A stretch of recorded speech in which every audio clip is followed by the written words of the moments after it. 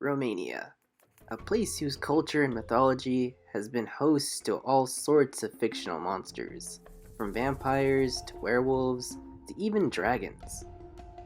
However, the last creature one would expect to roam these lands is a crocodile, and unlike the other monsters of Romania, this crocodile was real.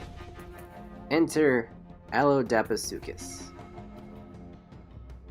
Allodaposuchus was an ancient genus of crocodilomorph from the late Cretaceous period, with the genus living approximately 80 to 66 million years ago. It was originally discovered in what is now the Hatsig Basin in Romania in 1928, and this genus of croc has since been found across Europe such as France and Spain, where it once existed in a multitude of tropical environments. These animals had notable similarities to modern crocodilians, even belonging to the same clade as true crocs, Eusuchia. However, these animals belong to their own separate branch of the croc family tree called Allodaposuchidae, alongside at least other three related Allodaposuchids. That being said, the classification of Allodaposuchidae itself has been hectic to say the least, due to the fragmentary nature of many species of Allodaposuchus, resulting in fairly blurry results, with at least 3 of the 8 known species of Allodaposuchus being classified as their own distinct genera. Now, upon first glance, Allodaposuchus looks no different from your modern run-of-the-mill croc, and with the largest described specimens measuring in an estimated 9 feet or 3 meters, it was about the same size as many crocodilians of today. Yet, despite the superficial similarities, Allodaposuchus have distinct differences from their modern cousins, such as their differently shaped skulls, with their skull structures orientating much differently than those of modern crocodilians. In fact, one can even differentiate different species of Allodaposuchus based on the shape of their snouts. However, the most notable difference from their modern cousins is their ability to live on land for extended periods of time.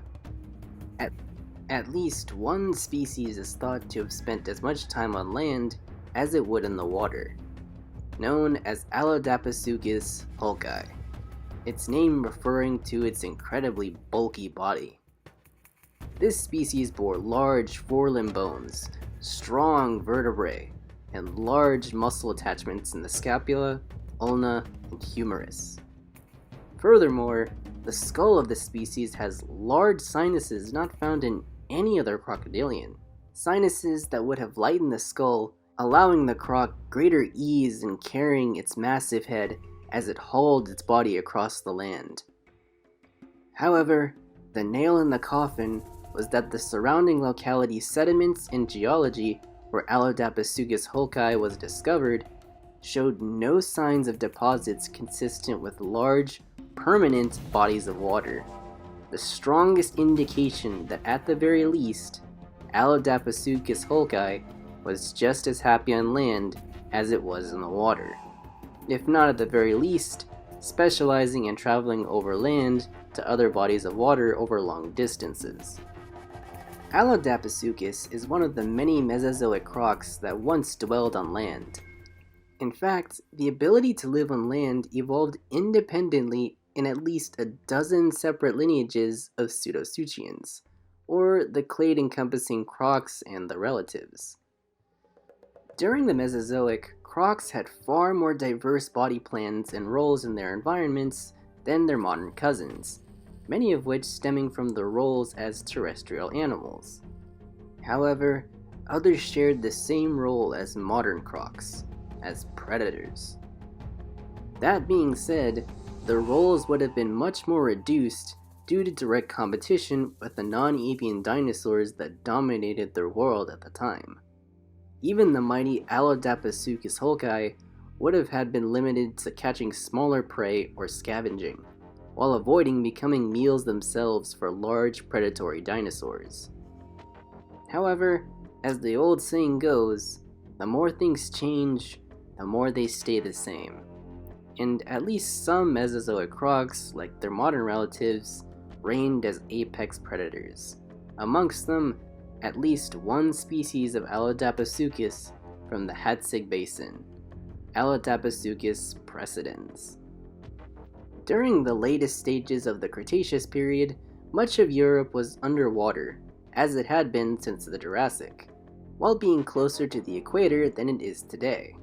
And the Hatzig Basin in Romania was once part of a set of islands referred to as the Hatzig Islands. On these islands, the dinosaurs that roamed here were seemingly smaller versions of their mainland relatives, with the largest Hatzig dinosaur being only slightly bigger than a horse. To make matters more interesting, or terrifying, dinosaurs did not reign at the top of the food chain in these islands, but other animals, such as giant pterosaurs like Hatzigopteryx, stalked the land as apex predators, and beneath the surface of the waters, crocs like Allodaposuchus precedens were able to snatch pony-sized dinosaurs and drag them to their doom. Even on the mainland, small dinosaurs had to be careful of the jaws of Allodaposuchus, be it from those of semi-aquatic species that dwelled in the water, to those of the land-dwelling hulk croc on the land, who likely relied on ambush to capture dinosaurs unfortunate enough to cross its path. Given its affinity to walk on land, it's possible that Allodaposuchus was even able to chase prey in short bursts of speed. In fact, species like the Cuban crocodile and the Australian freshwater crocodile can even gallop. And if this was the case for Allodaposuchus hulki, its prey would have more to worry about than just watching their step. It seems that even in the time of the dinosaurs, very few animals were safe from the jaws of a croc, be it just below the water's surface or amidst the shadows of the undergrowth.